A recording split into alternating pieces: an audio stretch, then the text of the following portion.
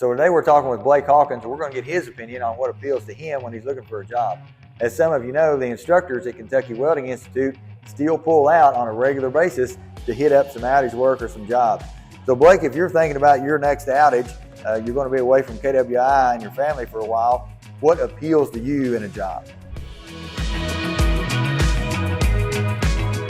Well, I think the number one thing now, me myself being married and got a little one, I'd say distance and length of job. So it all depends on how far away I'm going to be from home and how long I'm going to be gone as well. So those are the first two factors I look at, and then I've got to make it worth my while. So I need to know the hours that I'm working and then the pay, right? Because if I'm only working 50 hours a week, and even if the pay is $50 an hour, that ain't really going to make it worth my while. The overtime isn't going to counteract with that pay.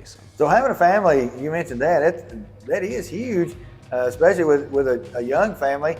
You don't want to be gone 6 or 8 months. You want something that's quick, just 2 or 3 weeks or a month. Oh yeah. Well, within a month time frame, I'd say maybe 2 months, just because time flies. I mean, he's only 3 months old now, and he's already changed a whole lot from the day he was born. So I don't want to miss anything too major, I guess. And I think you'll have that with a traveling welder.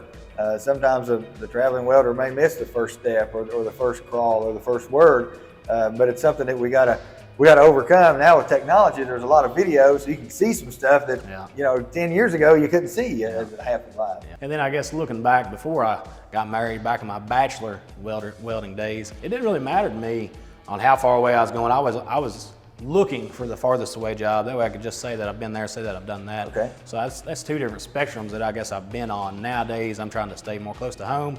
Back when I was single and running around, I was all over the place. Right? Okay. I was going to Texas, New Hampshire, and I was just looking for any job, really. So the young guys who don't have the family that are wanting to travel, do you recommend that they spend that first year or two just staying on the road and staying after the money? Oh yeah, no doubt. I mean, you can bank up a lot of money. If you're smart with your money, you can make a lot of money and hold that money and save it into your, go ahead and set it into the savings account. That way you've got a big lump sum if you wanted to put a big down payment on a farm or on a house. Don't go out spending all that money on all them toys, but for sure you can set yourself up big time for the future. Yeah, a guy needs to have a nice vehicle, but you can make just as much money with a decent, nice used vehicle than you could with a vehicle that costs $100,000. Oh yeah.